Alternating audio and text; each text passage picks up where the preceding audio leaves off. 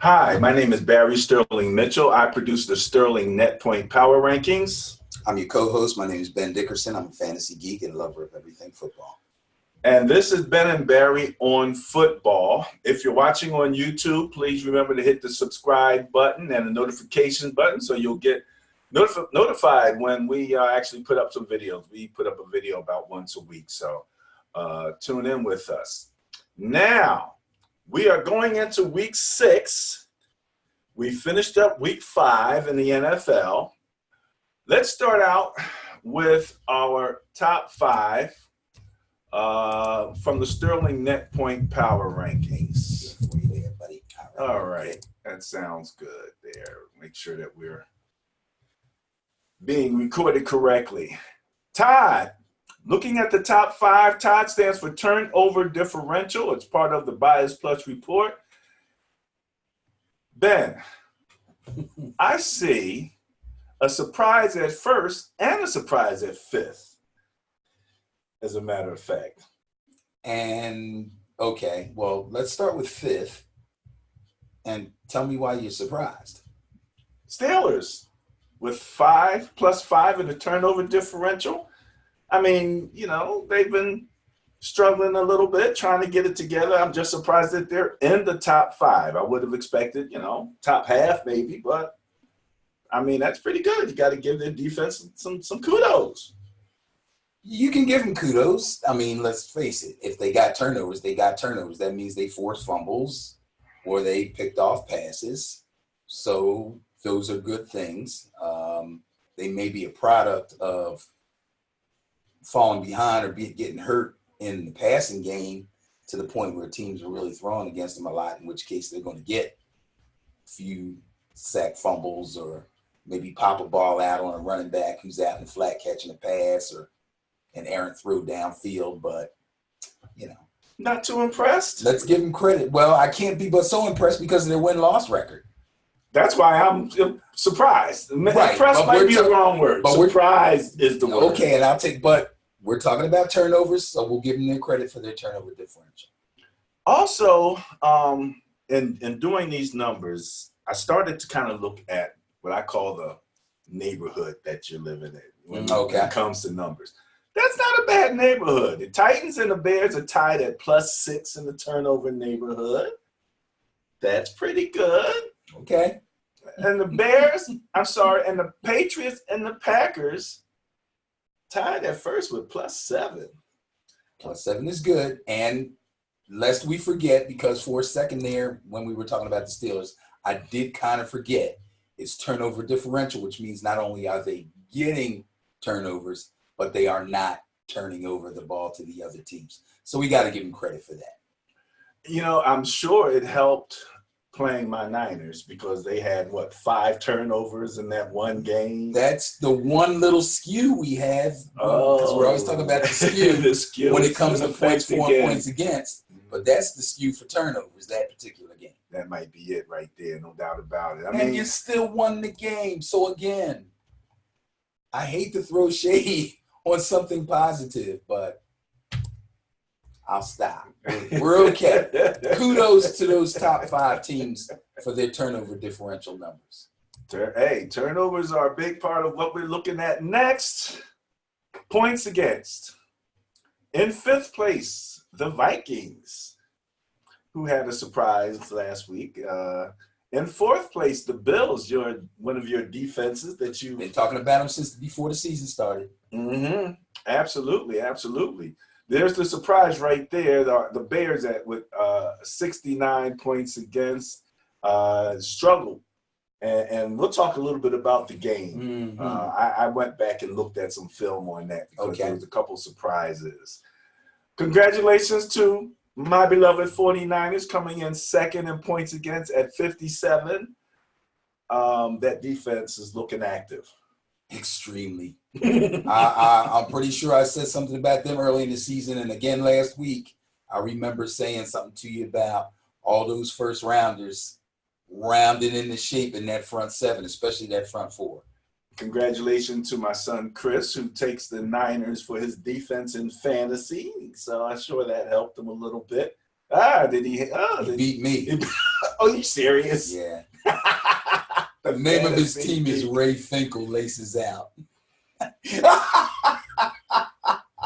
But I digress. But you digress, yes. That's a good digression. Congratulations, nephew. Oh man, I mean, really, what you gonna do with that guy, man?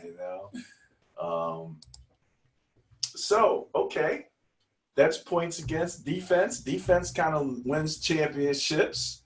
Let's look at the scoring and see who's leading the league in scoring. Oh, lest we forget, before we get into that, again, another defense I talked about that had a really bad hiccup, but came right back again, and that's the Packers. Weren't they sitting at 2?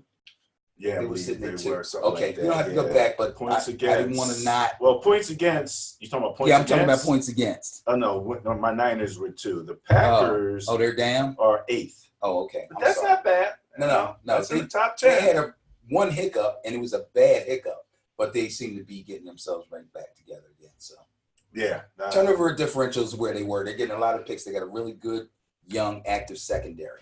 All right. But we can move on. Moving on to points for. Mhm. Well, Offense. This is what everybody loves. Offense. that's what everybody loves, and you got plenty of it here. Okay. Rams been a bit quiet. Quiet from what we expect from them. Yeah, absolutely. Buccaneers scoring points. Now that's something we do expect. We did not see them in the top 5, however. No. I remember last week I said to you, this looks like the same Buccaneer team from previous years. High scoring, but giving up a lot of points. Yeah, probably less turnovers this year. I think Bruce Arians is actually having an effect on Jameis Winston for the better, but unfortunately their defense still is lacking. Ranked 29th, giving up 148 points so far. That's tough. They're down there with Washington, the team that needs to change their name, the Falcons and the Dolphins. So bringing up the rear in terms of they're giving up points against. 148 points to Buccaneers. Yeah, they've given up. Look how much they scored. It's almost exact to the number. Yeah, I know. Unbelievable. Buccaneers, I know, -1 net points. But kudos to Jameis. And if you've had Jameis in fantasy for the last few weeks, he's been getting the job done from the quarterback position. He has. He's looked better. He has looked better. So we got to, they need to figure out what the heck's going on relative to that defense. I mean, come on, man. You guys, getting it done. You got the new coach. You're looking good, smelling good, but you're stinking it up on one end, and that ain't gonna fly. It's a tough situation for a head coach just coming in, but I think he's probably okay. We might talk about coaches on the hot seat one of these weeks real soon. Oh, I do have something. He wouldn't be one of them. Yeah. There was a change in coaching this week. We'll talk a little bit about that, but let's get to what it's all about.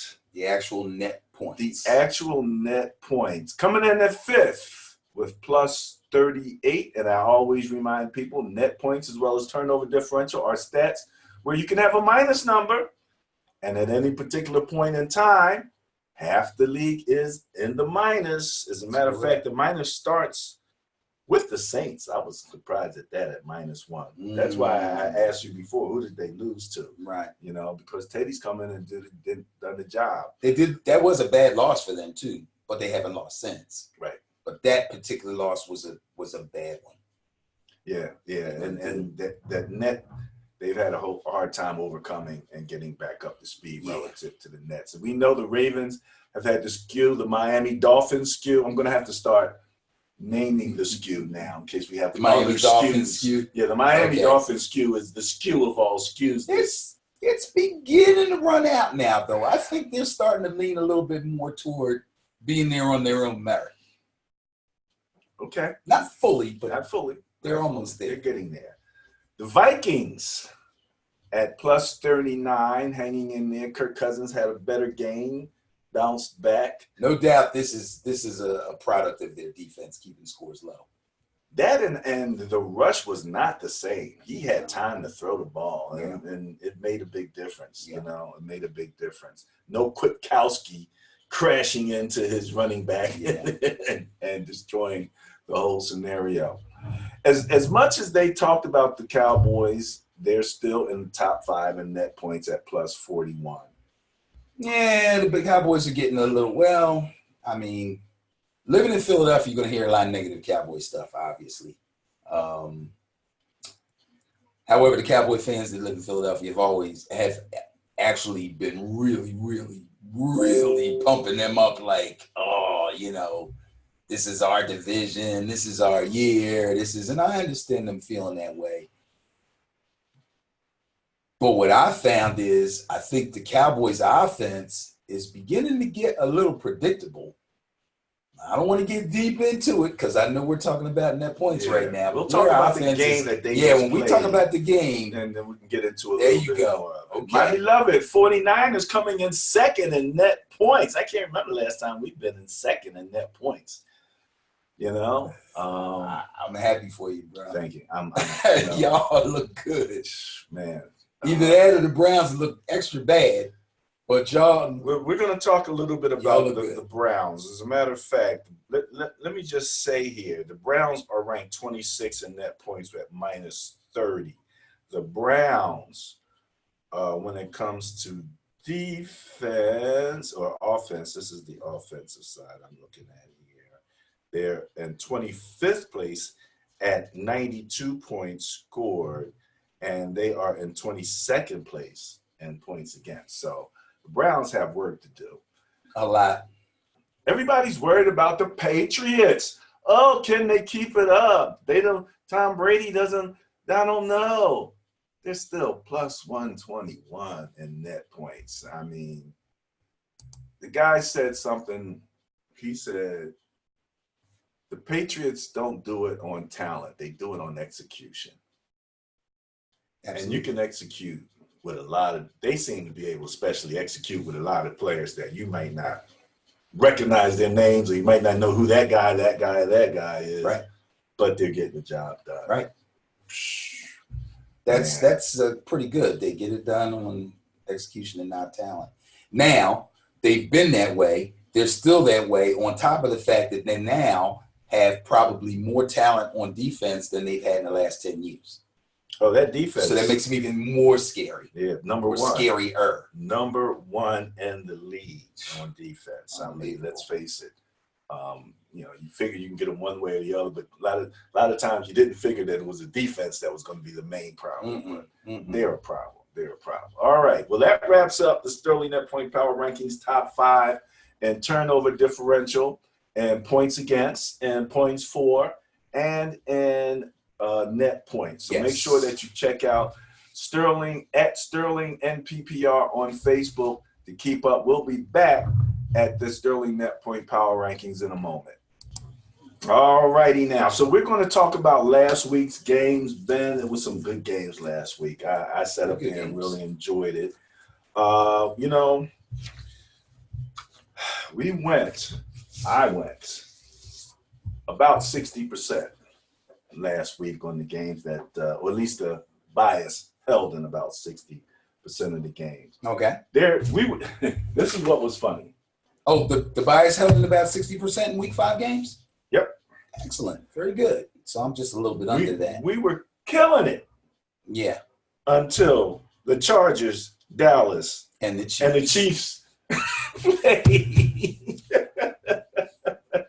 Knocked the bias and me out of the box. 3 games in a row. Man, I'm like, what's going on around here? I don't know. And those might be the 3 games where everybody just knew they had the winner. I wondered about there might be a few folks who might have been on the Packers. Vegas took a hit. I don't know, because they got the spreads on their side. So. Oh yeah, wow. But nobody took them road the Chargers, and nobody took the Colts over the Chiefs. They might have wanted to. I thought about it for about 2 seconds. If any game, it might have been the Packers game, but then they had that other game, so they left some doubt. Let's start out It's a tough business. It's a tough business. Rams, Seahawks. All right. Rams, Seahawks. Did you get a chance to take a look at that? Extremely entertaining game. That was the Thursday night game. Yeah. Extremely entertaining game. Russell Wilson at his finest, moving, grooving, getting out of trouble, getting the ball downfield. Rams showed a little more weakness in their run defense. Everybody yells about Aaron Donald and them boys up front, but guess what? They got a weakness in their run defense. Chris Carson had a nice night. I think the Seahawks offense was a little more efficient than the Rams offense as far as their run to pass ratio. I don't have the numbers in front of me. This is just off of memory and the eye test. I think that the Rams did one thing really well on offense is they used Gurley very well. It's obvious that they're not using him as a workhorse. But when they bring him in the game, the situations they put him in and the plays that they call for him, I think are ideal. And if they can continue to do that, they will probably continue to win games and continue to keep him healthy.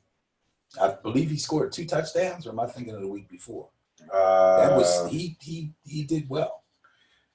Well, first off, let me say that the Rams ranked 26 in giving up points. Okay, well, talk about some weakness on defense. That weak behind run defense will kill you every time. Will kill you. And you know, when I'm watching that game, the Seahawks were making such spectacular plays. Yes. That I'm thinking, oh, can they keep this up? You know, it's like, okay, that kind of looked lucky. Everybody was saying, I thought Russell Wilson was throwing that out of bounds. And the catch in the corner, the toe tap, that was pretty. It was beautiful. It was a beautiful thing. So absolutely a bit of a surprise there. But, you know, it is what it is. That's, you know, and that's our division. And that is my sleeper team. Am I correct?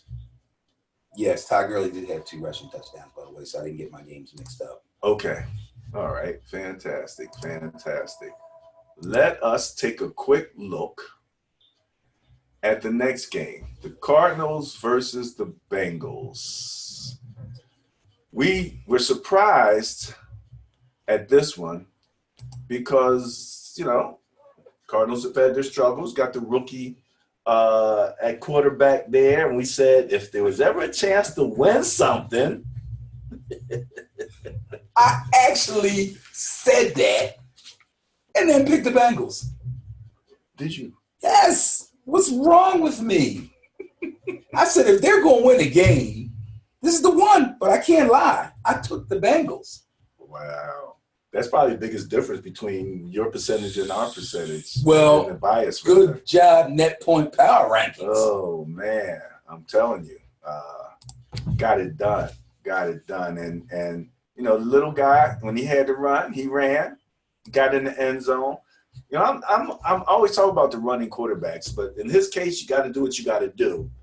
And I'm listening. It's a strength for him, so I think he used it pretty intelligently. It's a strength for him, yes. You know? And he did use it intelligently. He used it pretty intelligent. And I'll tell you what, the kid is special when he gets moving. He gobbles up yardage with those little legs. You see him moving fast, but it doesn't look like he's going far, but he really is. In fact, he ran 10 times for 93 yards, which tops almost every doggone running back in the league last week.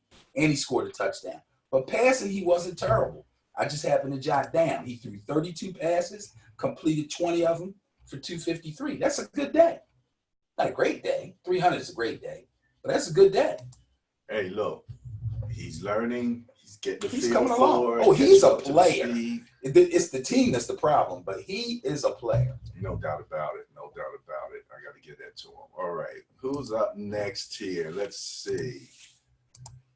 We have the Bills and the Titans. Ah, yes. I know you had to have picked this one. I had no doubt on this one. I've been touting the Bills. I believe in the Bills defense. even though the Titans are ranked a little higher than them in some of the rankings, I really like Buffalo, and I took them, yes. So I did win this one against the bias. Against the bias, yeah. The bias Yeah. had the Titans. It helped that the starting 23 points. quarterback came back off a concussion protocol also because it was a close game. Oh, yeah. Oh, yeah. No doubt about it. No doubt about it. That was a close game. And, you know, last week when we talked about the next game up, we didn't mention that it was in England. No, we didn't. I actually didn't even remember until I heard it on television the next day. Now, this was a game that I was very interested in because I put out a meme where I basically called Khalil Mack the great disruptor. Right. Everybody said that. Right. So I'm wondering what happened to Khalil Mack. It's like he didn't disrupt that enough to get that thing done. And I'm like, what happened? And I think, and last week I said, is it possible that Gruden has some idea about how to handle Khalil Mack now? You know, this is what I saw. I saw Khalil Mack struggling to deal with a big left tackle, getting planted on a number of different runs. Planted? Planted. Wait, on running plays? On running plays. Running to his side, much less. Yeah.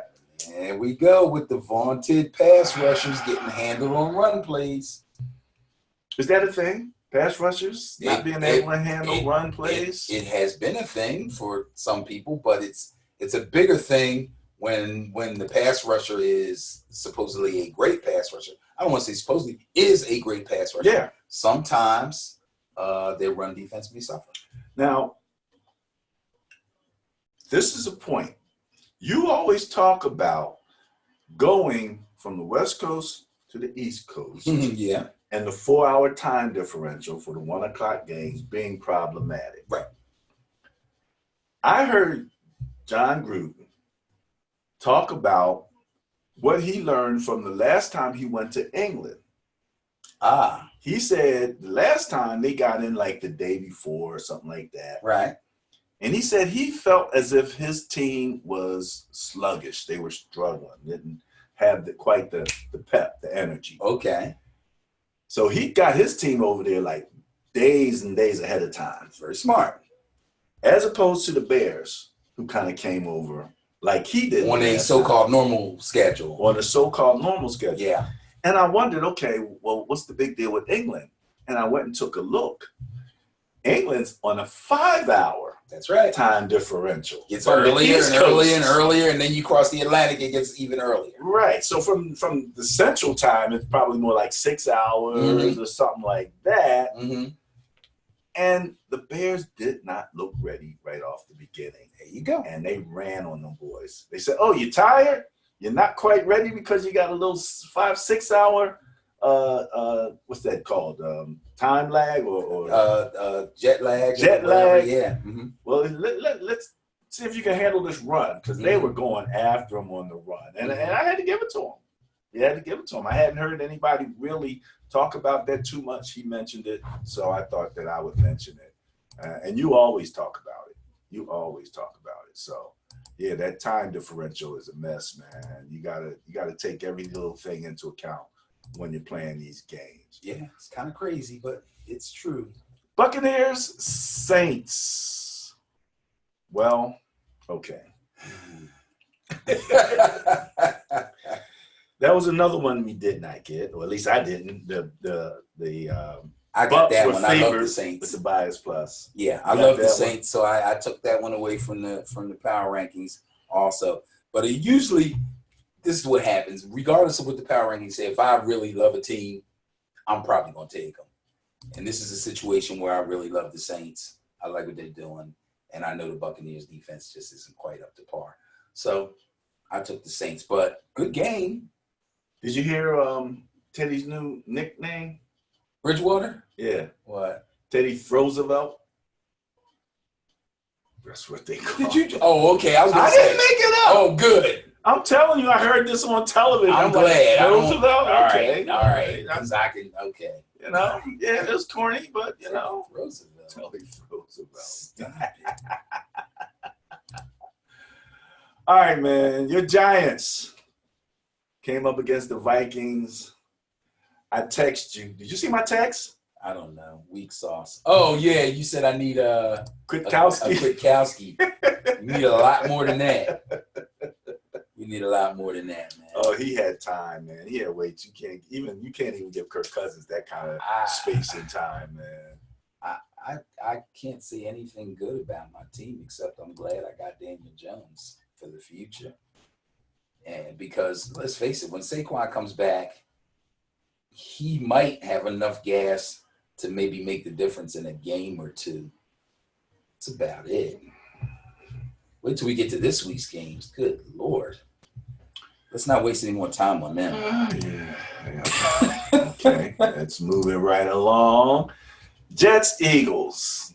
We ain't gonna waste a lot of time on this one either because I mean, the Eagles beat up on the handicap squad. The Jets came in, you know, Still missing their starting quarterback. still missing their starting quarterback, working with what, the third string quarterback at this particular point. Yeah. I mean, and they were abusing him, like snatching the ball out of his hands and running in for touchdowns and just having a grand old time.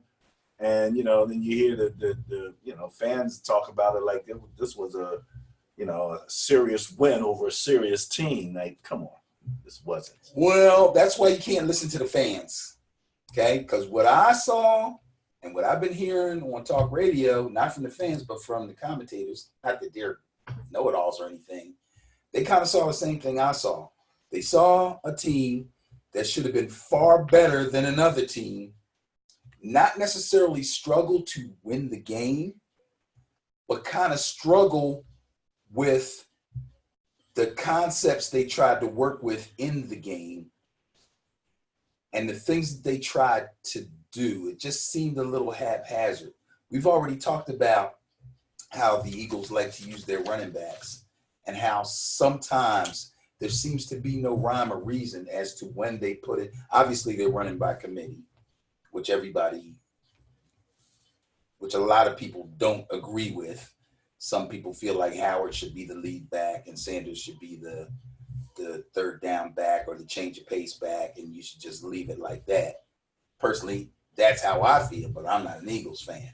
But instead, they're still trying to get the ball to Sproles at inopportune times. He had a bad fumble.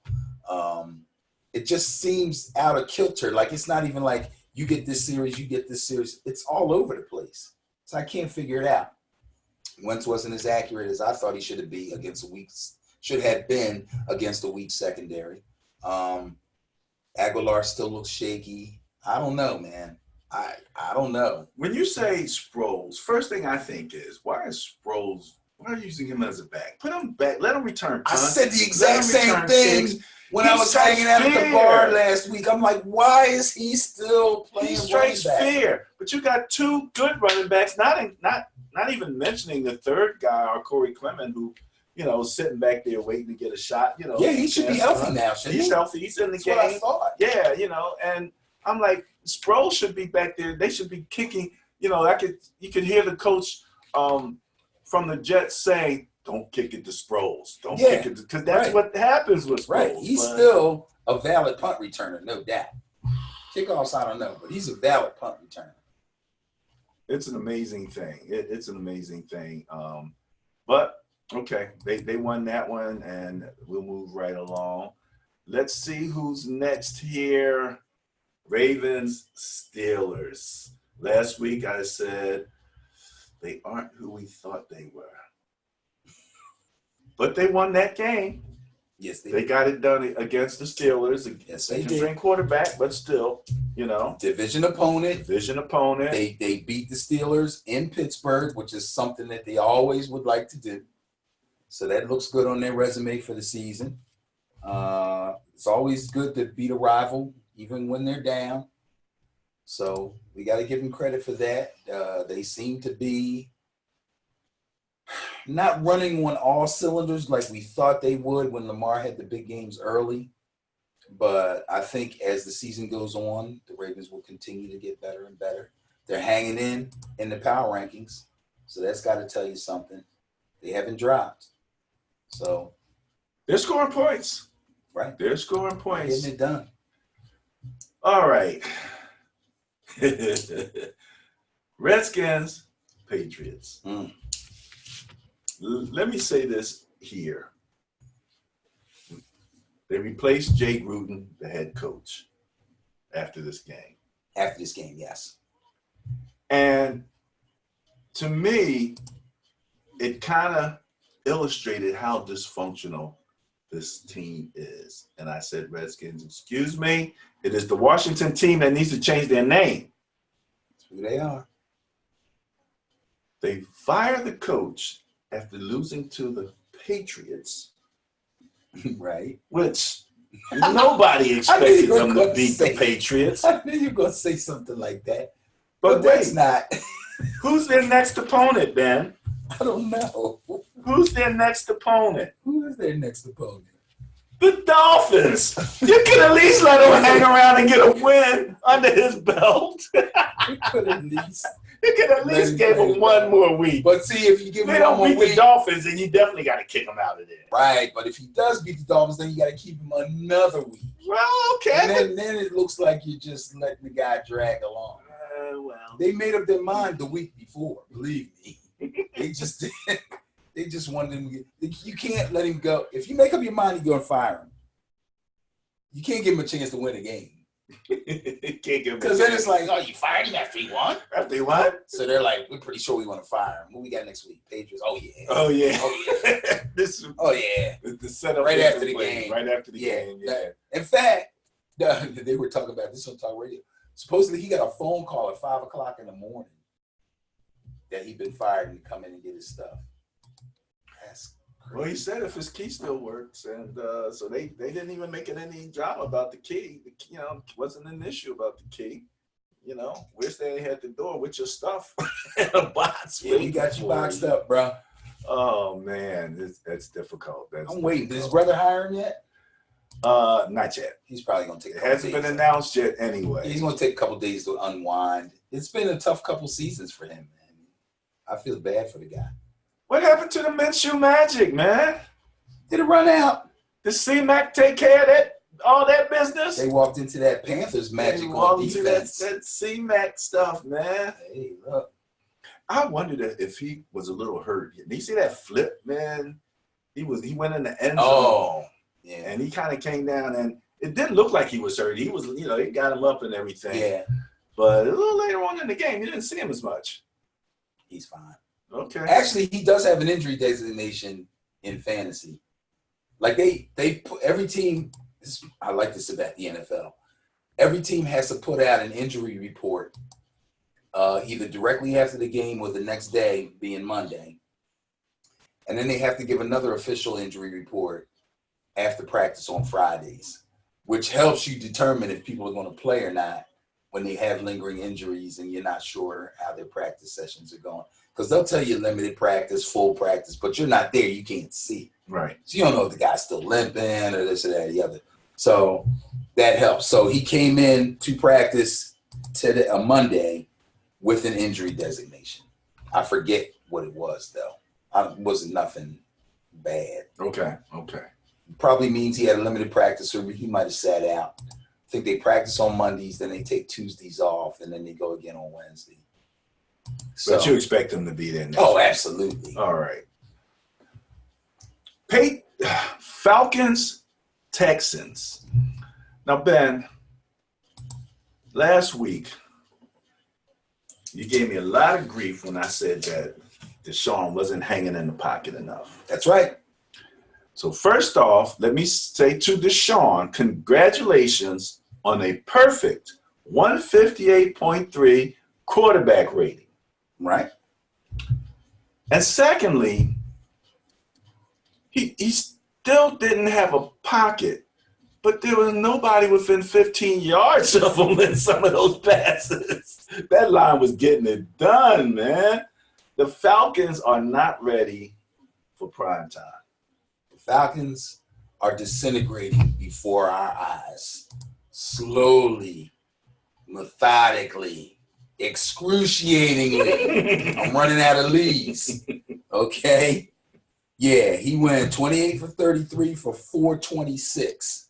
A tremendous fantasy day if you started him. Oh, yeah. He carried your squad. Oh, Okay. I can imagine. He did run 4 opportune times Opportune. for 47 yards. Okay.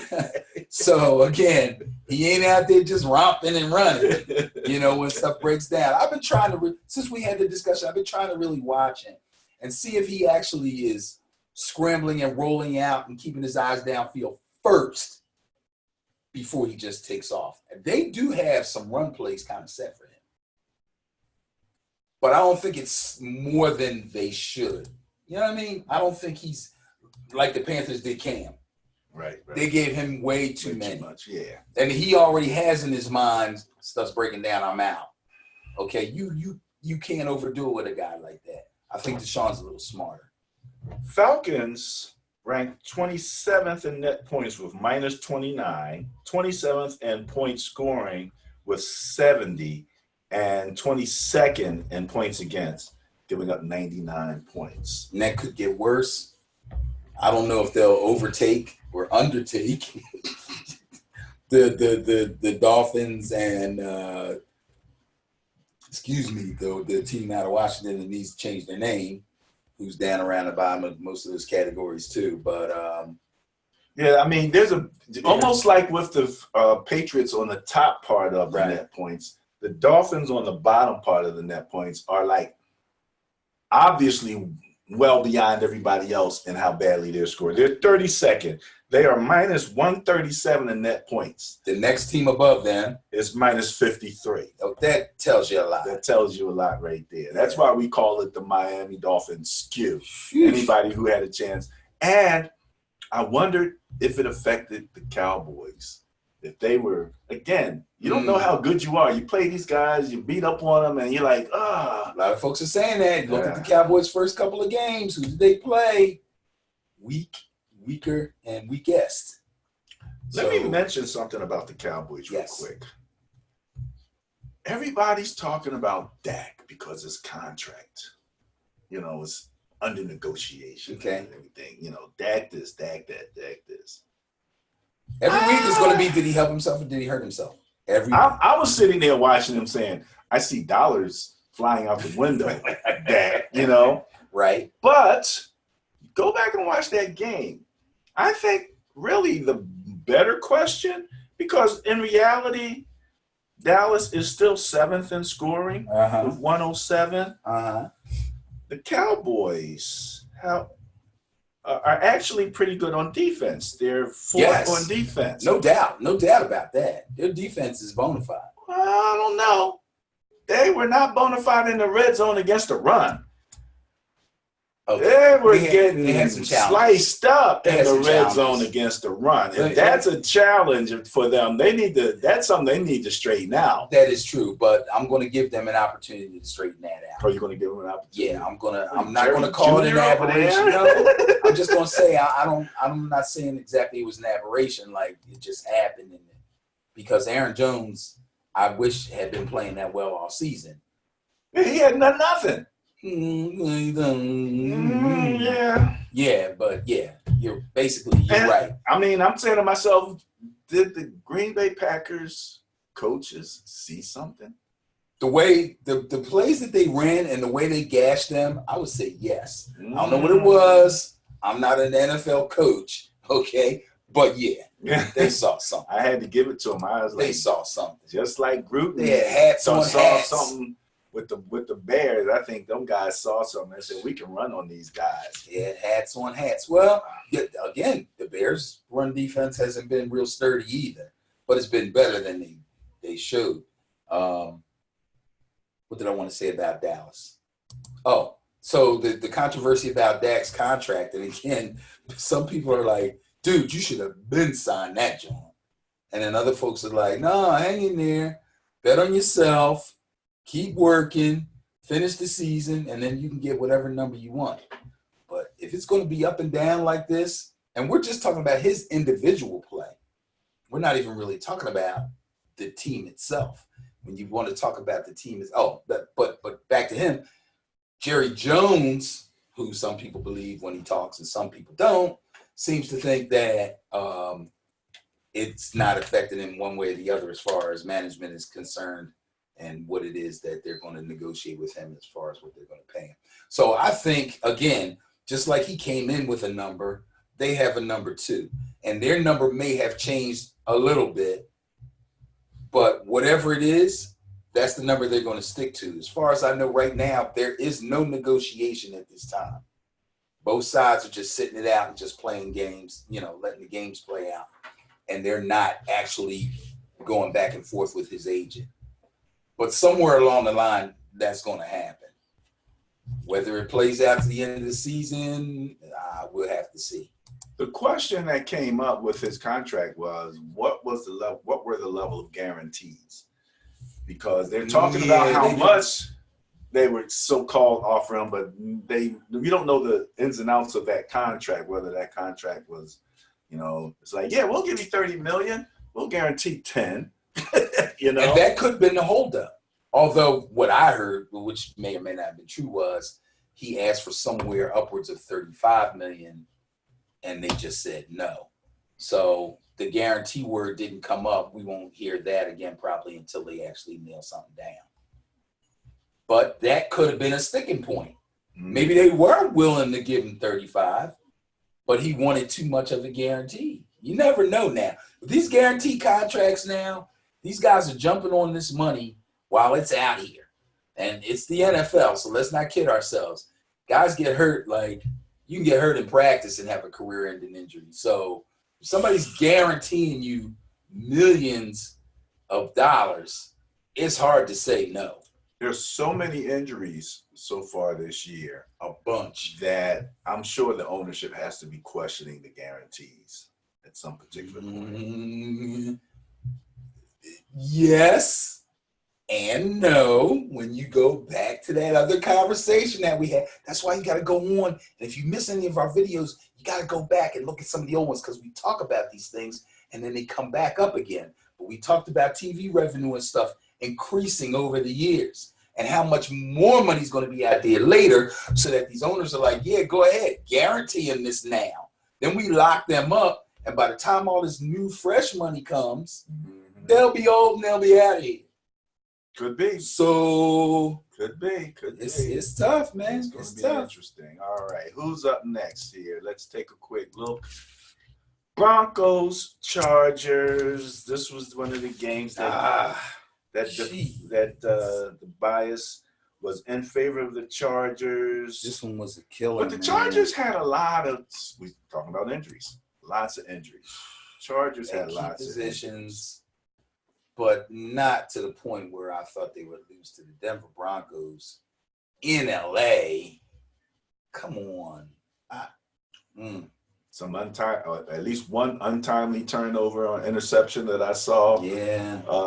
Thrown by the Chargers. So there were some questions about that. The coach was PO'd, man. Was he? His post-game conference, he was extremely angry. Not yelling, screaming angry, but like a pot that's boiling and it's right on the edge, ready to boil. Really? That kind of angry. He was hot.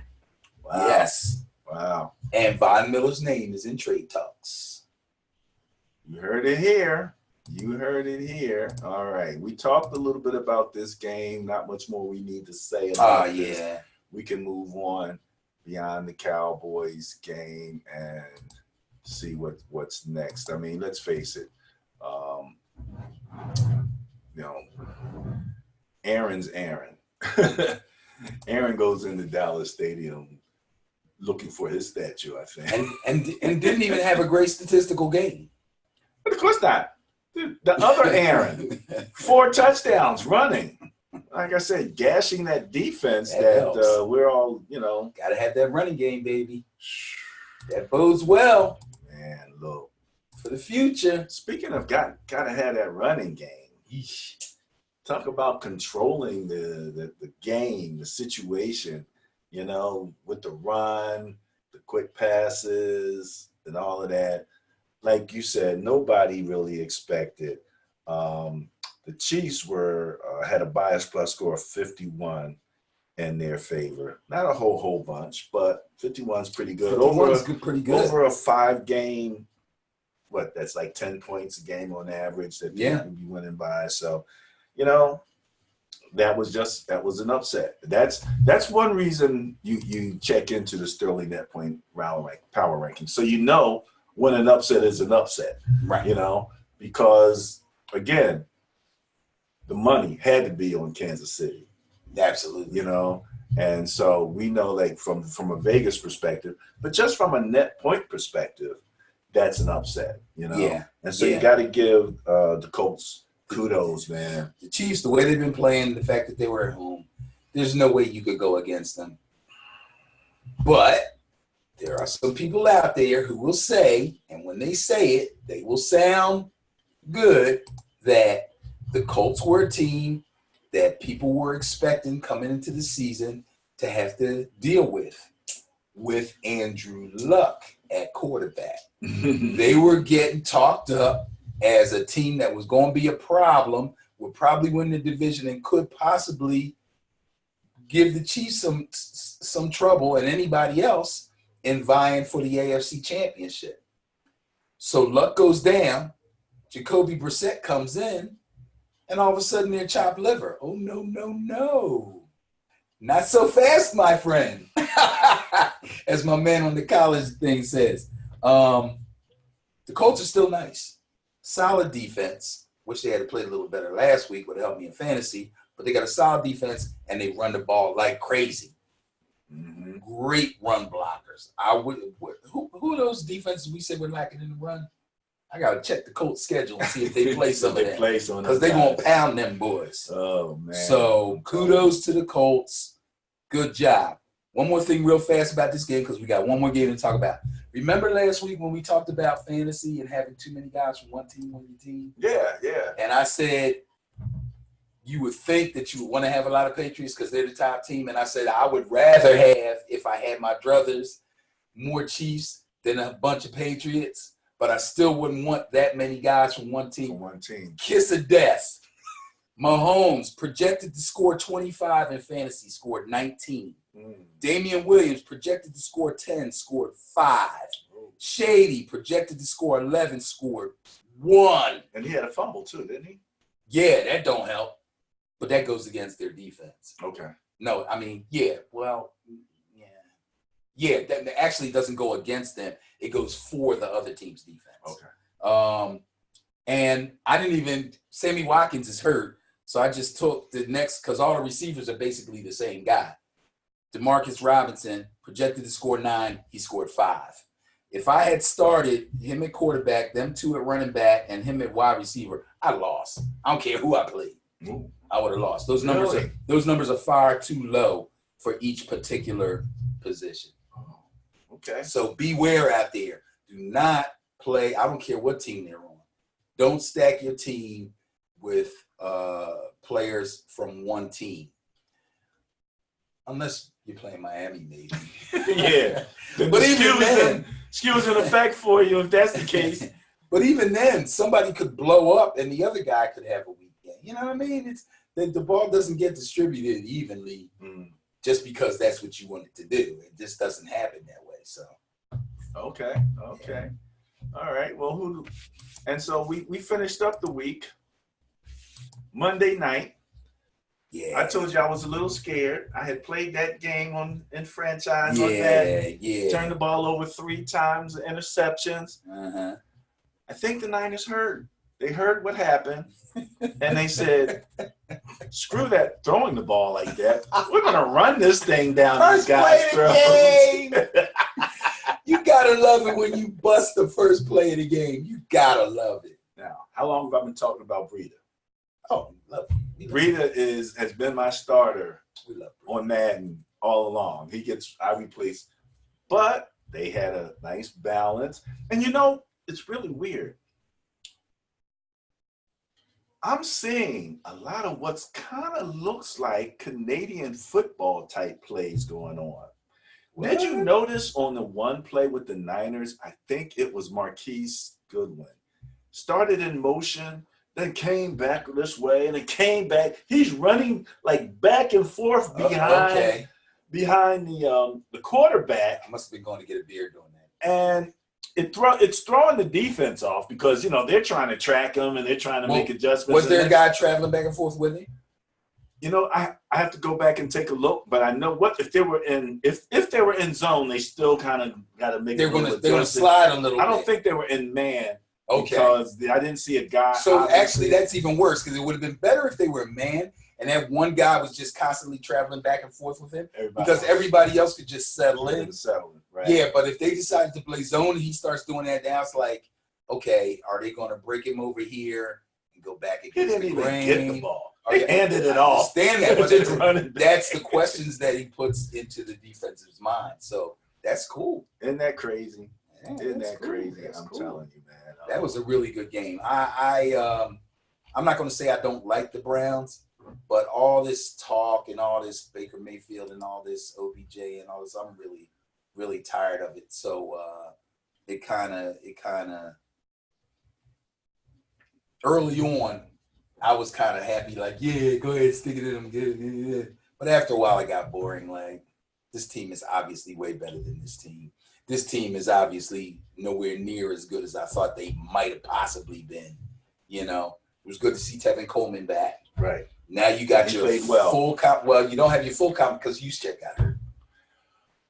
Which? It's not serious, is it? I didn't check. He's out. Yeah, he's like, I think it's a MCL or something. Oh, like 46 weeks. Yeah. That's I think that could materially affect what they do. If you listen to a lot of the commentators talking about last week's games, there seems to be a resurgence in the use of fullbacks. On some teams. More teams seem to be copycat league. That's what's going to happen. And even in Madden, he's my third tight end. You know what I mean? It's what's his name? What's the starting tight end name? Kittle. Kittle having a moment there. Kittle. Sell it, Juszczyk. So I use him a lot, you know what I mean? Mm-hmm. And they used him a lot. He was having blocking the whole bit. So now there will be a challenge, to coaching and how do you make up for a loss of somebody that integral to your offense. There will be an element of the offense that kind of goes away because of that. Now it'll be interesting to see if through free agency or the practice squad or something, they come up with another fullback.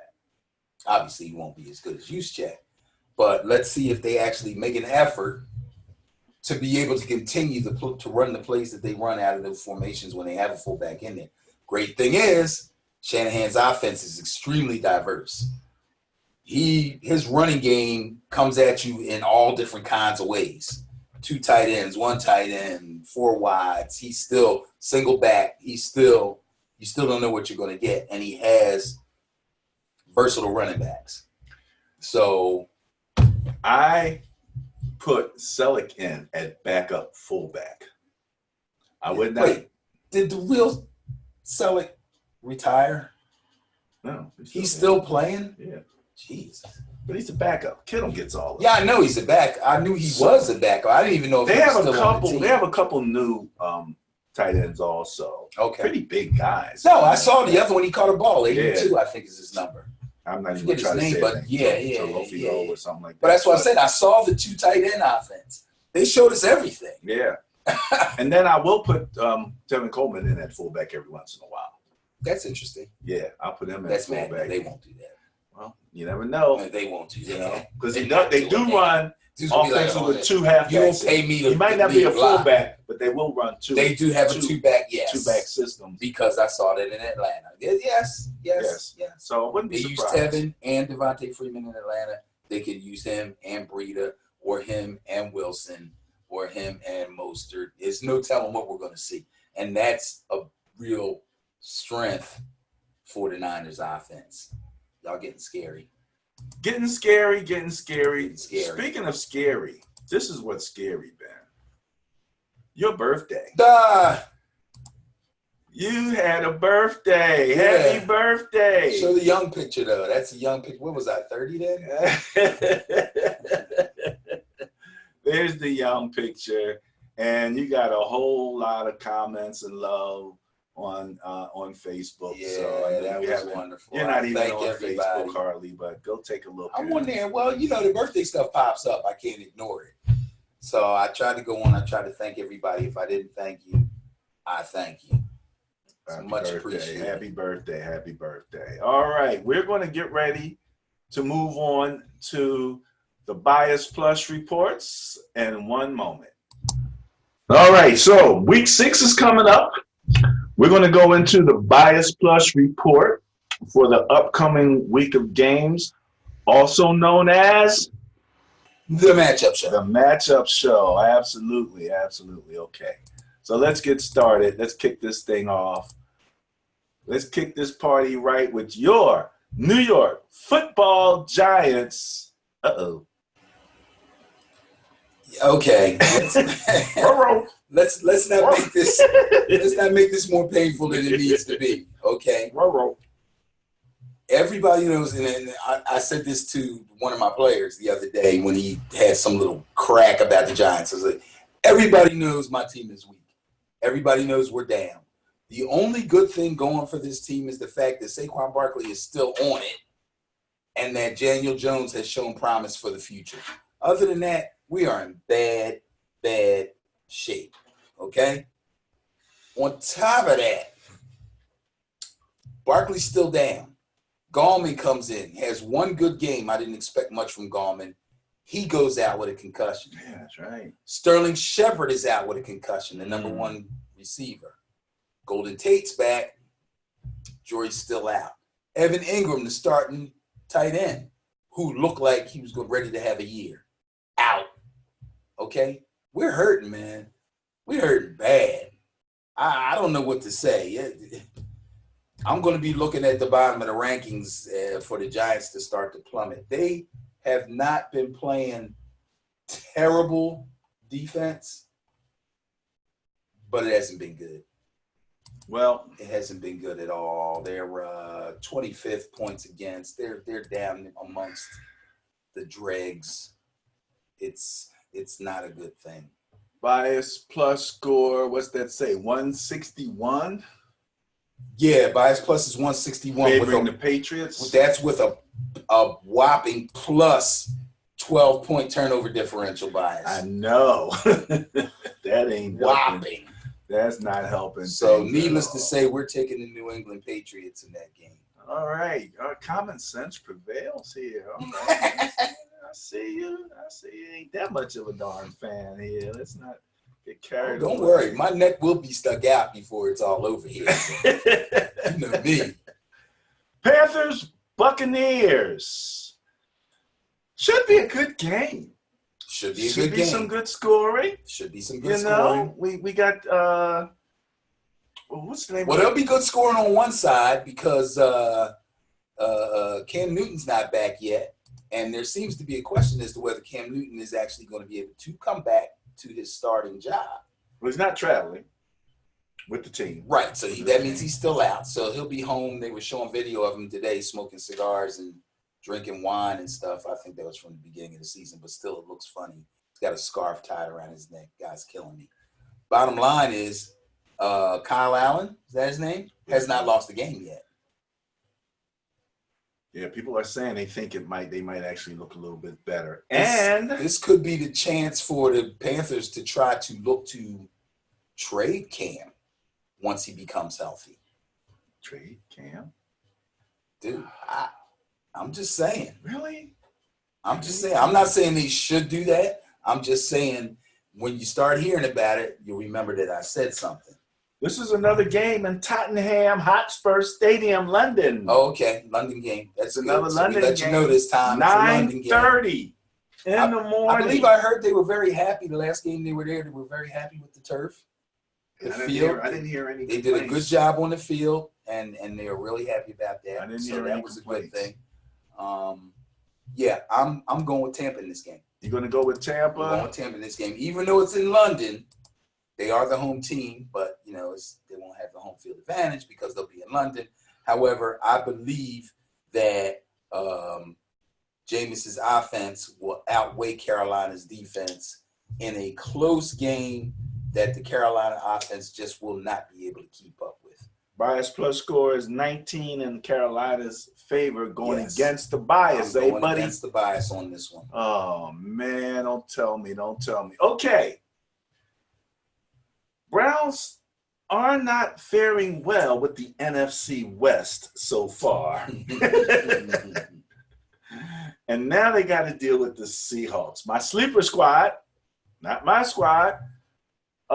Score of 51 favors the Seahawks. Bias plus score 51 favors the Seahawks. Who you got? I got the Seahawks. I think they come into Cleveland and take care of business. Yeah. Nobody still has figured out the human cheat code, which is Russell Wilson.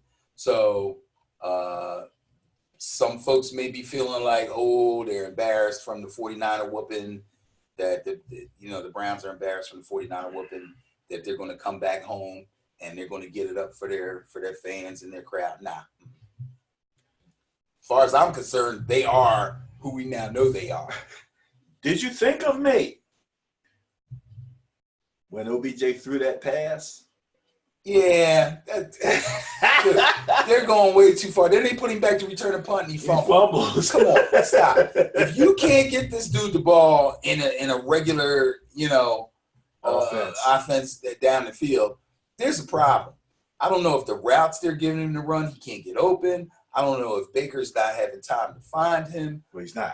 I don't know what's going on. But that's a problem. You're wasting his talent right now. A lot of them say Baker's has not come to grips with the fact that he is not superior to anybody athletically on the field. He might have been at one point in college, but at this particular point, you're not outrunning anybody. You better drop back. You better find that pocket and get rid of that ball. Right.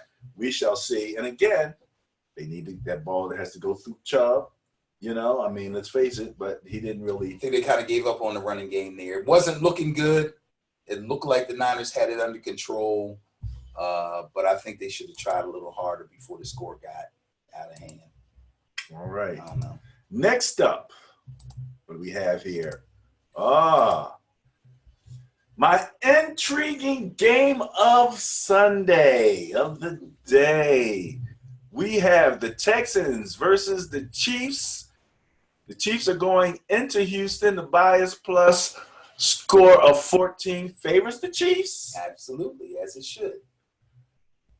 But Deshaun coming off of a perfect quarterback rating, 158.3.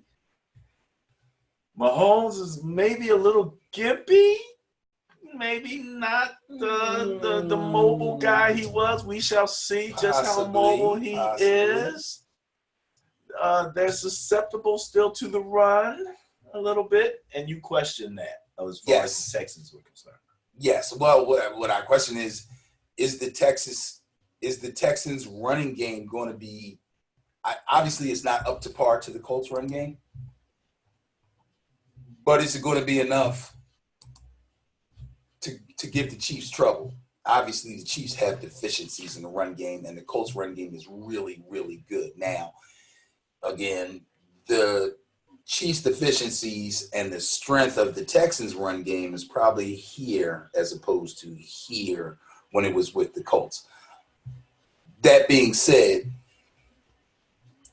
I think Deshaun's got a real good chance to do damage in this game. Uh-oh. They come in there with the right mindset, get the ball moving on the ground, and keep him clean. The Chiefs' pass rush is nothing to rave about. I mean, it's better than it was, but it's nothing to rave about. I really think that the Texans have a chance in this game, and I am going to pick them against the bias. The turnover differential turned out as a tie. Yeah. So the 14 score represents net point bias in the Chiefs' favor. Okay. And that's not much. No. It's not much at all. And it's one of the reasons why I chose it as my intriguing game. Again, two dynamic quarterbacks ascending, and both AFC, right? Two AFC teams. So that should be they should be getting that on. I'm looking forward to seeing that game I will be writing a blog. Check out the Sterling Net Point Power Rankings for the blog on the Texans and the Chiefs. I'll be putting that out hopefully in the next day or so. Okay. As I said, You smell something? 2 stinky teams. Yeah. And they wouldn't let Jay go ahead and get a shot at They beating couldn't. the Dolphins. Just They wouldn't couldn't. give him a chance to Nah, do it. that actually would have been insult to injury if you ask me. But they're favorite. Of The course they Washington are. team that needs to change their name. Of course they are. Now, this is the funny part. Bias plus score of 62 favoring Washington, right? But if you'll notice, you would notice because you have the report, all the numbers that we add up there are all in the red. So everything's a negative They're number. all negative, yeah. So the Washington team that needs to change their name is just They're less negative. the best of the worst. The best of the worst. Yeah, absolutely. Absolutely. Who you going with here, buddy? That being said, I'm taking Miami. What? Are you serious? Yes, I'm changing that one. I did originally take Washington. I cannot lie. You're taking Miami? I see me scribbling. I'm scribbling it out, and I'm taking Miami against the bias. If there's one game that they can win, like I said about Arizona last week, this is the one it'll be. But I'm not going to miss this one. I'm going to take them. Case is coming back. Case who? Case Keenum? Yeah. To what? To quarterback? Yeah. What? What? Why? They announced the Case would be starting. All right, that's a punk move by the interim head coach. That's a punk move. Interim head coach, be brave. Start Haskins. Is Haskins Ready? No. okay? There you go. Answered that question right there. All right, let's move on to the next game. Ben's not going with the bias plus score here. You said you were going to stick your neck out. Yeah. I consider this part of that situation here. Mm-hmm. All right, now this could be a good game, Benny. Could get. Bias Could be. plus score of 7 favors the Vikings. Now the Eagles, are they traveling? Yes, they're traveling, and they have the turnover differential. It's only 2, But but they do have the bias in the turnover differential. They got a couple of turnovers there, more than they gave up, which is good for them. that is the smallest bias plus score of the weekend at 7. That's tiny. Boy, these guys are pretty even.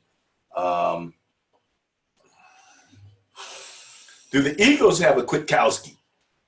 Actually, I think that the Eagles rush. You just want to keep I sending love him that at guy's Cousins. name, I know. No, I think you like him on Cousins and Dalvin Cook.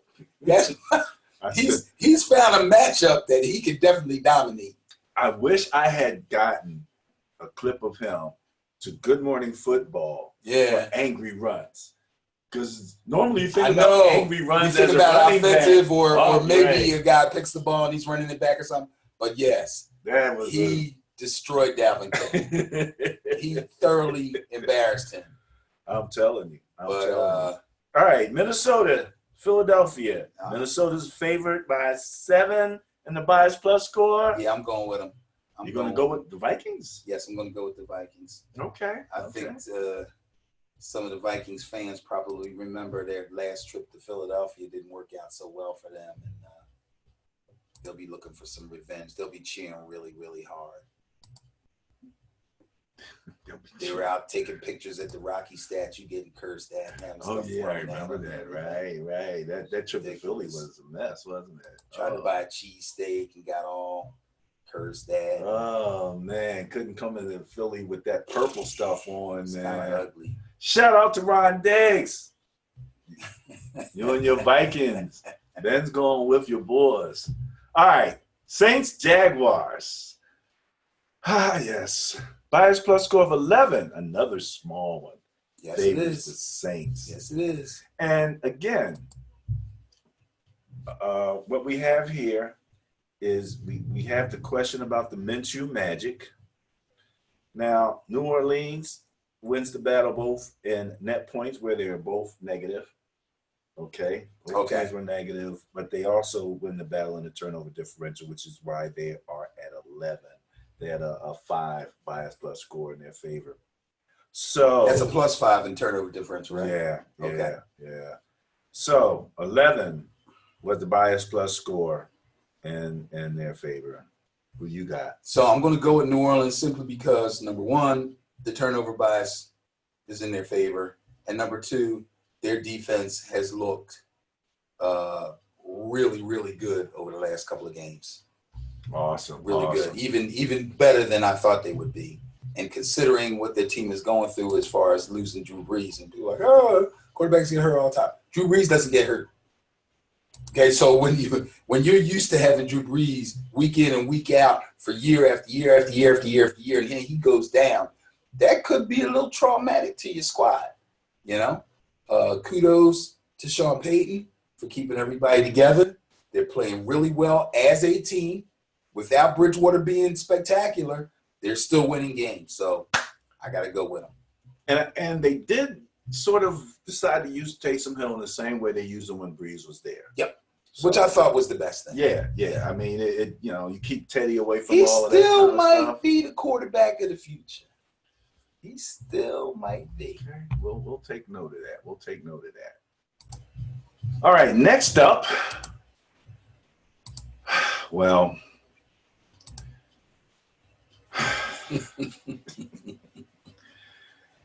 Bengals 29th in net points with -56.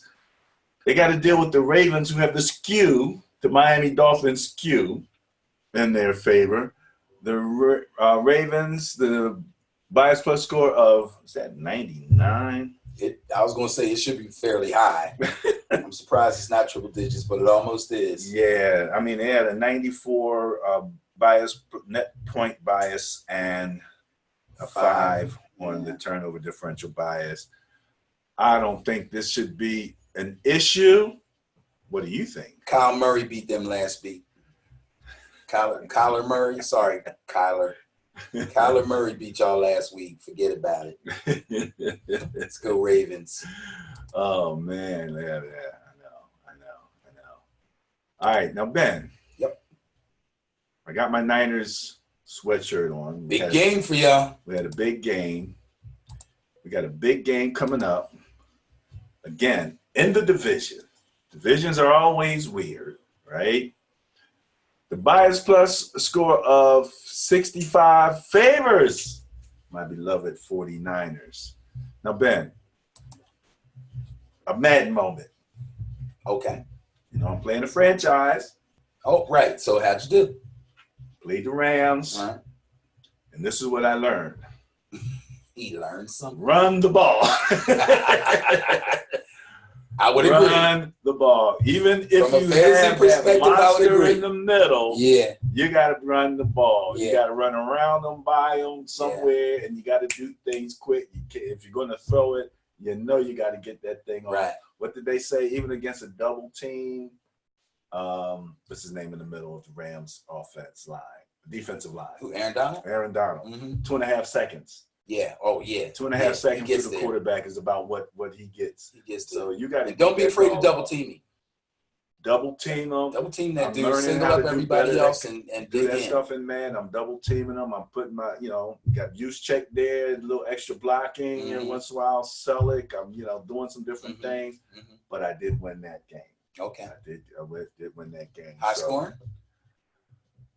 I forget what the score was. Let me see. I think I put up. I think it was 28-14. This one could be a track meet. Mm. I'm just saying. I know you don't want it to be a track meet. Mm. Not at all. Not at all. Not at all. But I think that we do have the D-line now to keep Gurley somewhat in check. Somewhat. And again, he's not Gurley with a capital G anymore. He seems to be Gurley with a small G now. That's true. So what you can't allow is for the Rams to be able to do enough. The Rams are one of them teams that almost kind of throw to set up the run. That's the shape they're in right now. So you don't want them to have too much early success throwing the ball, because then they're going to bring Gurley in and you're going to be like, oh, this guy. And then they're going to dump it to him. And then, they're going to figure out ways to get him in open space. So you did a good job with Chubb, but Chubb is not nearly as versatile as Gurley. So you're still going to have your hands full. But your secondary is going to get tested. Cooper Kupp. Yeah. Cooper Kupp. Got to watch out for that guy. Is concussed. So you got Kupp and you got Robert Woods, who is not having a great season. Doggone it, he's on my main fantasy team and he's freaking killing me. But I still believe that he has a chance to come alive. This might be the game he does it. I don't know. We'll see. Could be the game that he does it. All right, who's up next? We were talking about Kyler Murray. I'm taking the Niners, by the way. All right, way to go. He might have another win. Did you peek over here in my sheet? No, I'm looking at the Let's power go, rankings. Cardinals. But they have a bias plus score of 16 favoring the Cardinals. What will they be talking about come Monday and Sunday night when they're reviewing the games when they say Kyler Murray wins 2 games in a row? Atlanta, really? They suck. Holmes, they suck. Guys, man. They're terrible. 28th in net points with minus 50. They're terrible. Oh, man. Where are they at in scoring? They are 19th. They're not terrible. They're Charles Barkley terrible. This is where they're really terrible. Defensively, they are ranked 31st. They've given up 152 points. They're actually close. We were talking about how far apart in net points 31 was from 32. Right. It ain't big in far. net points, but it ain't that big. Points against is 163. Falcons giving up 152. So there is room at the bottom of the dumpster. Yeah. God. Kyler. Let's go, Kyler. Can you get it done? I'm depending on you, bro. This is what's crazy. I'm like kind of rooting for Kyler, but he's in my division. So I already Yeah, but that's okay. I don't expect him to really be a threat you don't worry this about year. that. They're not going to win enough games to threaten you. Yeah.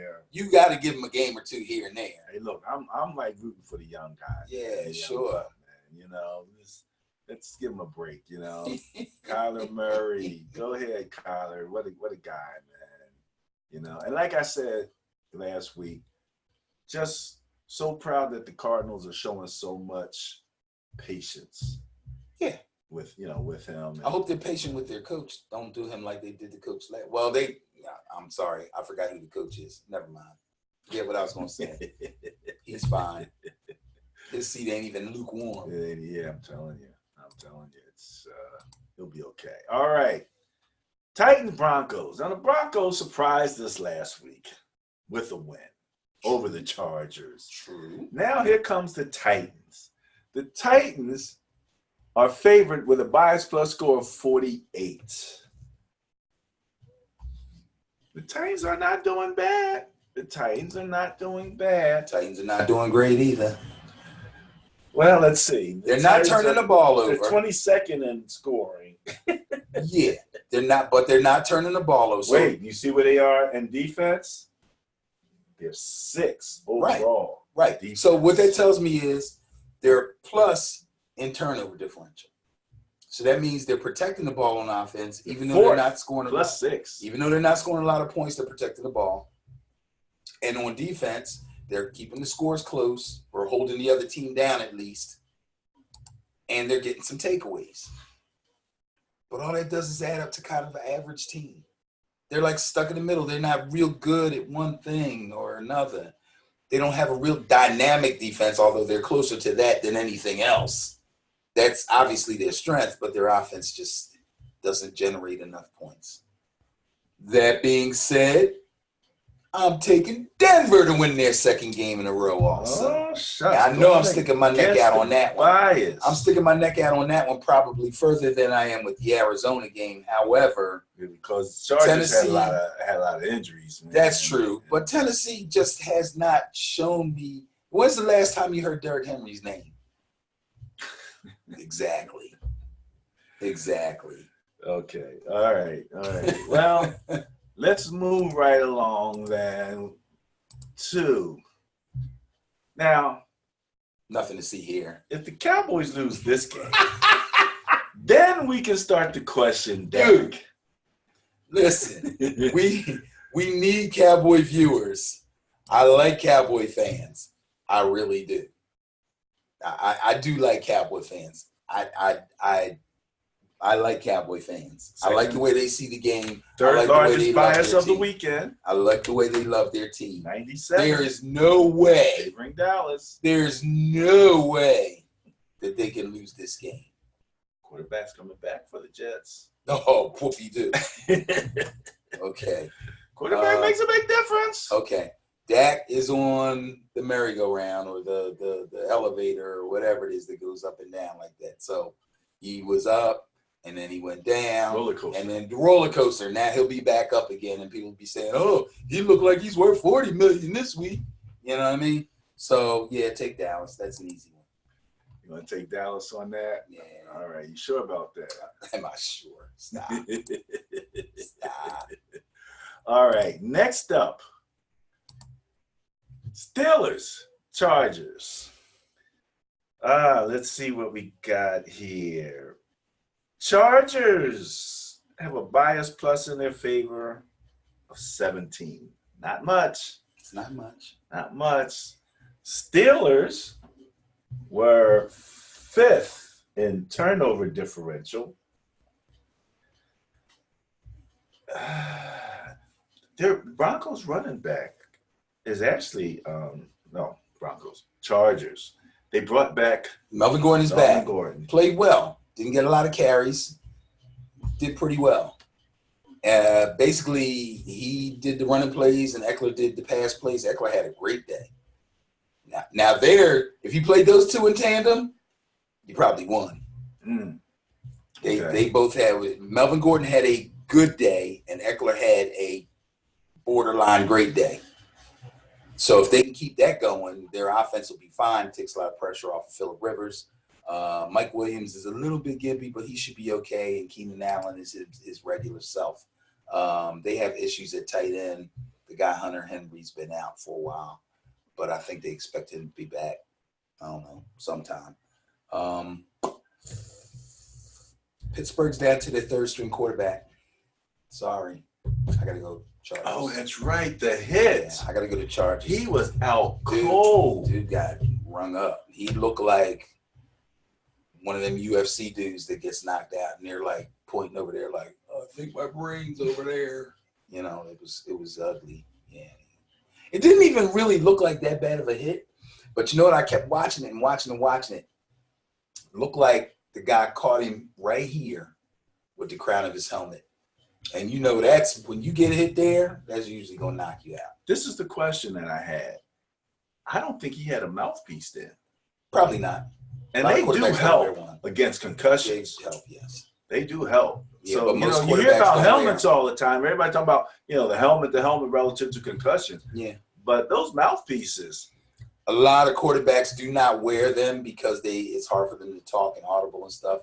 Some of them wear like a really little tiny thin one.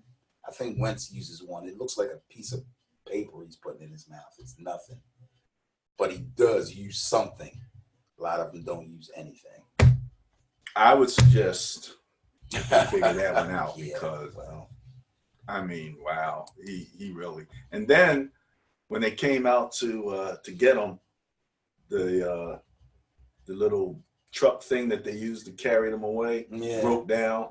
Is that why they didn't put him on the thing? Yes. I was wondering why he was walking. I'm like, why are they making the dude walk? He's walking. Is he being brave? Like, no, I don't want to get on the cart. The cart broke down. Unbelievable. They were pushing the cart off the field. Come walking them on, off man. the field. Where was that game? Was it in Pittsburgh? I don't know. Come on, man. I think so, as a matter of fact. I'm not sure. But yeah, because they even took his face mask off first. Yeah, in case they had to give him oxygen. Yeah, okay. That was he was out. They didn't know what was going. I mean, they knew. But when you start crying. When somebody's knocked out like that, I've seen that up close. You gotta kind of wait for them to come out of it. It's scary. Like there's nothing you can't shake and say, come on. You gotta let them kind of do their little drift and come back. Wow. It's scary. Wow, that's It's crazy. scary. That's crazy. You just watch them, make sure they keep breathing, and talk You to can them. tell he was breathing. You can look at his stomach. You Yeah, can see he was and breathing. you talk to them, hoping that your voice, that focus on your voice, and it helps pull them back. I don't know. I don't know. Come back to the light. Yeah, right. Come back to the light. All right. Monday night. Good game for Monday Night Football. I Good like this one. game. Division. Yep. Right? Yep. Bias plus score of 29. Favors the Green Bay Packers. Good number. They got the turnover differential, but we already talked about that back in the other show. Green Bay defense flying around, making things happen. Had a Some good game people are against calling the Lions sleepers. Lions. Are sneaky good. They're sneaky. Stafford's having himself a nice, quiet little season. But anytime your defense can kind of put the slow down on the Chiefs, that gets you a little bit of recognition there, you know. And they saw the running game work against the Cowboys. Right. So they should be aware that that possibility exists. Right. Their running backs, Kerryon Johnson, not having a great season, but not Devontae's bad. still not back. Yeah, I'm watching Devontae's status day by day. I'm not sure if he's going to be able to come back at night. He's got turf toe. Turf toe can be ugly. Oh, yeah. Yeah, turf toe can be bad. I think that's what took Deion out. It did. Do you know what Deion ran in a 40? What he says he ran? This is What did he I say? He heard. ran like a 4.17 or something? Well, he might have said that. I heard that he ran a 4.25. Right, and then he ran and got on a helicopter and flew away. Yeah, flew away. Yeah. But 4.2 is ridiculous. He was fast. There was something on Facebook. They had Deion, Champ Bailey, Rod Woodson, all these great deep Revis, all the greatest corners ever. There's about 8 of them. And they said either Joe Montana, I think they said Joe Montana has the ball and he's going to Jerry Rice for the game-winning touchdown. Who do you want on him to save your life? Prime time. Who else? I said Prime all day. Prime, He already proved it. because Prime's going to be talking to him. He already proved it. Prime's going to be talking to him. He's been there. He's done that. We've witnessed that. Okay, so Green Bay, Detroit. Green Bay is favorite with a bias plus score of 29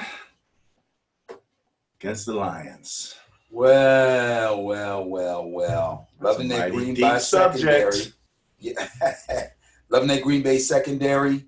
I think that Detroit will have a little trouble with that. Also, the Green Bay's got that 5+ differential in turnovers. I'm going to go with Green Bay on the frozen tundra. I'm going to get Detroit out of that dome and Tundra ain't out quite until a little frozen weather. yet. Yeah, I know, but still, outdoor stadium, big crowd. They haven't had a great deal of success there. I'm liking Green Bay. All right. Going with Green Bay, going with the bias. You know, Yes. Can't be mad at somebody when they go with the bias. You know, that's all good. I know you won't be mad at me. Hey, look, it's funny, man, because, the bias is straight numbers, no opinion, no conjecture. We give it, and it's a starting point for discussion. And, it's like I would love for it to be 100%, but nothing's 100%. Nothing's 100%. But we are learning to track it. This is all part of the grand experiment and, Right. and tracking net points and those things. No one else really looks at them as intensely as we do Mm-hmm. and allows that to start the discussion. So that wraps up the Bias Plus report for week 6. Yipper. At this particular part of the show, we usually move into commentary and or rants. Okay. Do you have a rant? I got a little one. Got a little one. I'll tell you what. I'm going to let you close out the show with your little rant. Oh, okay, cool. All right? All right, go I ahead. want to bring up just a couple things that I made notes of. And One is this. If you saw the Raiders-Bears game, Okay. the Bears running back, Tyreek Cohen, Yes. took off on a punt return, I believe it was. Okay.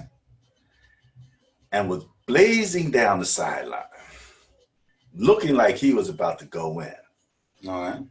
And I see this guy from the Raiders, number 22, just like tearing at him, like in full stride, like, I got you. This plays up the sideline, right? Yeah. So this guy came from the middle of the field, had the This angle. guy's coming from this. Yeah, he's going down, and this guy's coming. I mean, but he was coming. Because normally you figure Tyreek Hill's going to take that angle. He's going to take that. But that boy ran him down. Okay. And I had to ask, who was that guy? Oh, I don't know. His name is Keyshawn Nixon. Okay. He is number 22. What's his position? I know he's a special teamer.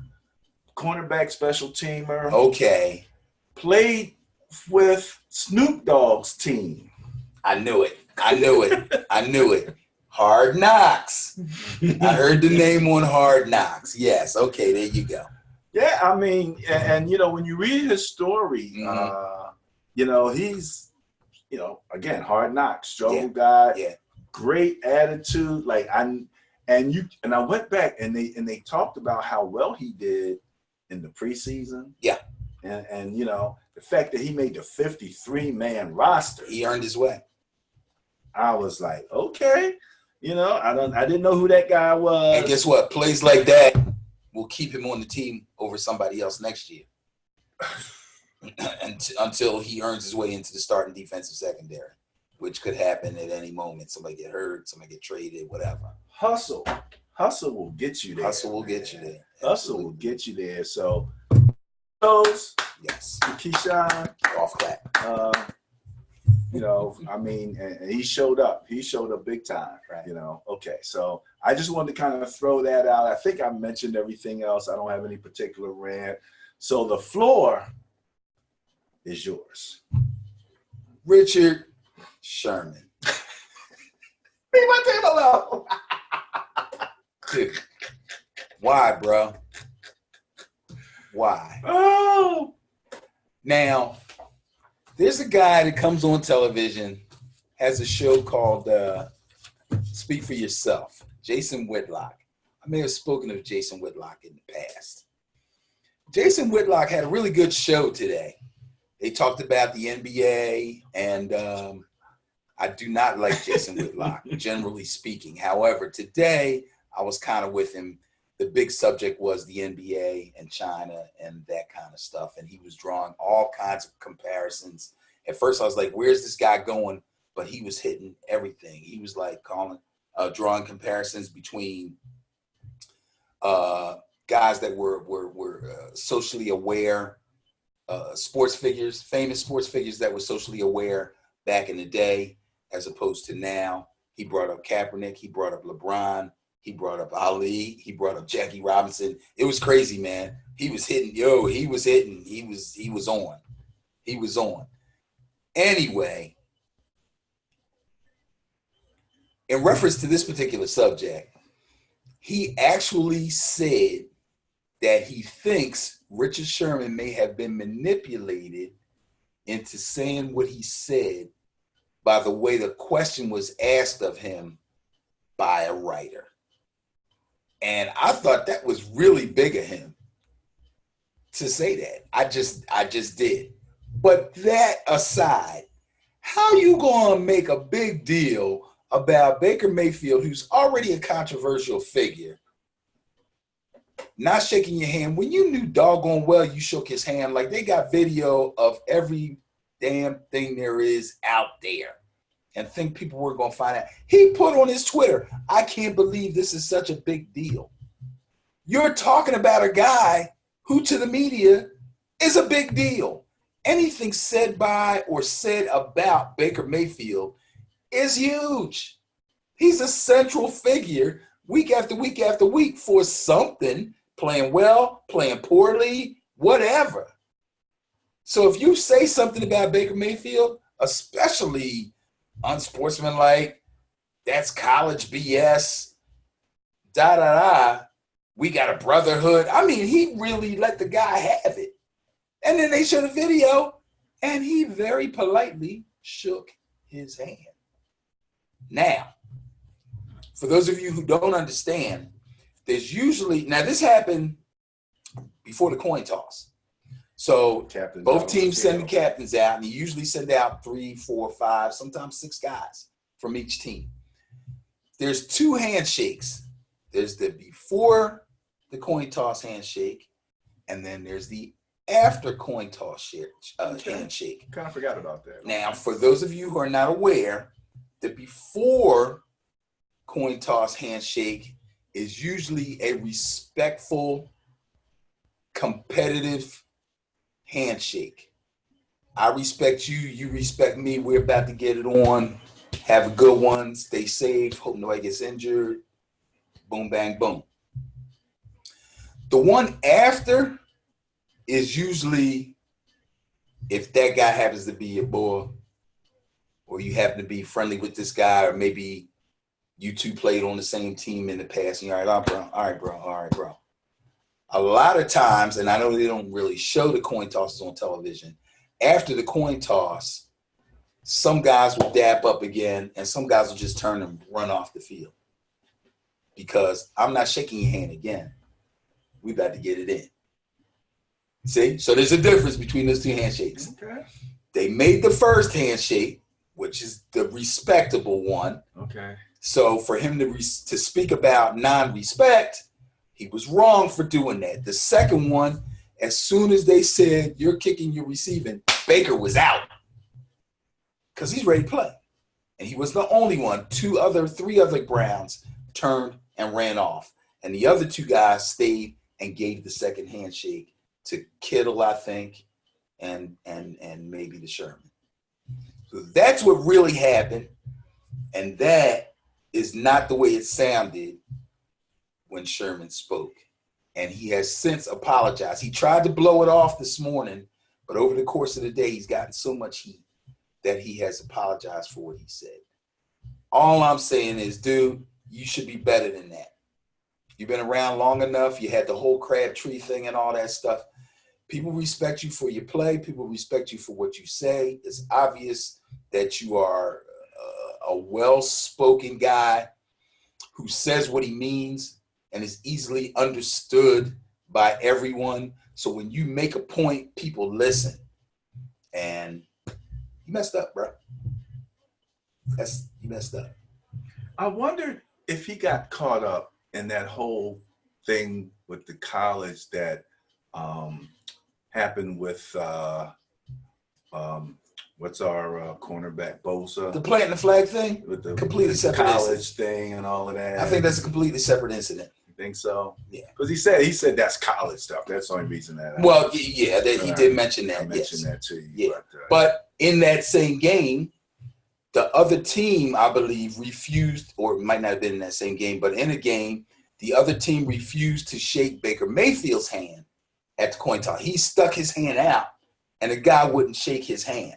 Yeah, I think that happened. Yeah, that happened to him in college. In college, right. So and that's what he meant by that's college BS, because he made a big deal of that. I listened to a few commentators, a few shows talking about that. Mm-hmm. Chris Carter. Oh yeah, I missed that. Chris Carter. What did Chris say? I ain't about shaking nobody's hand, Chris is like, what are you talking about? Shake hands, Nate Burleson. There's a brotherhood here. There's an understanding. That sounds like him. You shake the guy's hand, So, I heard different, things coming from a few different people. It was interesting to see the different opinions or the different attitudes toward that whole shaking the hand thing. Because I know in boxing, you come out, touch gloves, and, so even they do it, and the goal is to knock the guy, knock each other's head. Right. So, but he did apologize. He said he's going to call Baker. He said he's going to give him an actual phone call. As he should. So I commend him for that. So, absolutely. All right. Is that about it? That's about it. Oh, listen. Are you done? I'm done. You're good? I'm good. Okay, so my flag football team, the Seminoles, I don't go on the league page and talk trash like a lot of people do and all that stuff. But we had a pretty big game this past Sunday, and we were down by 1 point after scoring a touchdown very, very late in the game, seconds left, and we needed to go for 2 to take the lead, or we probably would have never seen the ball again. And we have a kicker, and he kicked for 2. I can't lie. I didn't watch. I went all the way down to where the girls were sitting at on the bench by the water cooler, and I leaned in the water cooler, and I said, tell me if it goes through, right? But as soon as I heard his foot hit it, I turned around. He made that joint, and we won the game. Thank you, fellas. Go Noles. Peace out.